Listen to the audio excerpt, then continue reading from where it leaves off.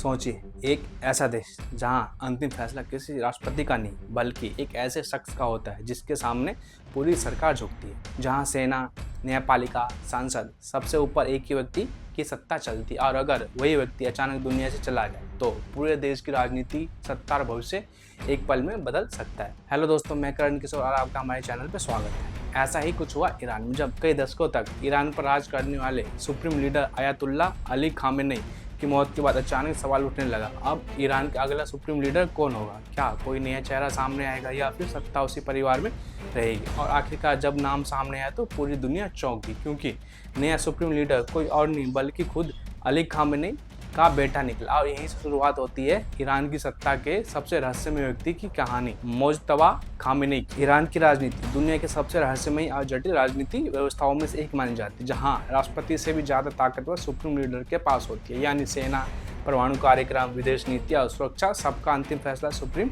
Leader ही करता है। सन 1979 की इस्लामिक क्रांति के बाद सबसे पहले यह पद अयातुल्ला रुहुल्लाह खोमैनी के पास था। उसकी मौत के बाद 1989 में अली खामेनेई ईरान के दूसरे सुप्रीम लीडर बने और लगभग 37 साल तक उन्होंने ईरान की सत्ता संभाली। लेकिन 2026 में अचानक हालात ऐसे बनी कि पूरी दुनिया की नज़र ईरान पर टिक गई। 28 फरवरी 2026 को मिडिल ईस्ट में बढ़ते तनाव के बीच अमेरिका और इजराइल के संयुक्त हमले में ईरान के सुप्रीम लीडर अली खामेनेई की मौत हो गई। इस घटना ने पूरे ईरान की राजनीति को हिला दिया, क्योंकि सुप्रीम लीडर का पद खाली होना ईरान के लिए बहुत बड़ी घटना होती है। ऐसी स्थिति में ईरान का एक विशेष धार्मिक निकाय असेंबली ऑफ एक्सपर्ट्स नए लीडर का चुनाव करता है। इस परिषद में लगभग 88 इस्लामी विद्वान होते हैं जो मतदान से नया नेता चुनते हैं। और कई दिनों की गुप्त बैठकों के बाद 8 मार्च 2026 को ऐलान हुआ कि ईरान का नया सुप्रीम लीडर होगा मुज्तबा खामेनेई। अब सवाल उठता है कि आखिर यह मुज्तबा खामेनेई है कौन?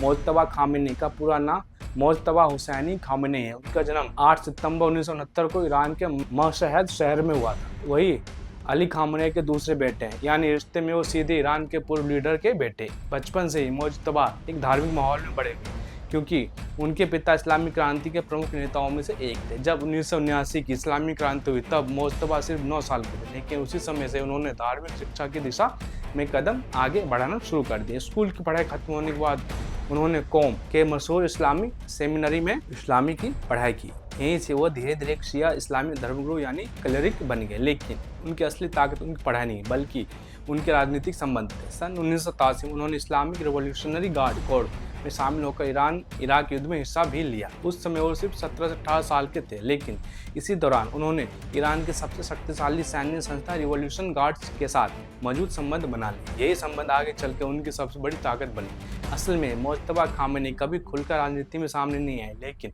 उन्होंने कोई बड़ा सरकारी पद नहीं संभाला, लेकिन इसके बावजूद ईरान की राजनीति में उनका प्रभाव बेहद गहरा था। कहा जाता है कि कई वर्षों तक पर्दे के पीछे से फैसला करवाते थे। सन 1997 से लेकर 2026 तक अब वो अपने पिता के दफ्तर में deputy chief of staff political and security affairs के रूप में काम करते थे, यानी सुरक्षा और राजनीतिक मामलों में सुप्रीम लीडर के दफ्तर के सबसे प्रभावशाली अधिकारियों में से एक। लेकिन असली चर्चा तब शुरू हुई जब 2009 में ईरान में बड़े पैमाने पर विरोध प्रदर्शन हुए।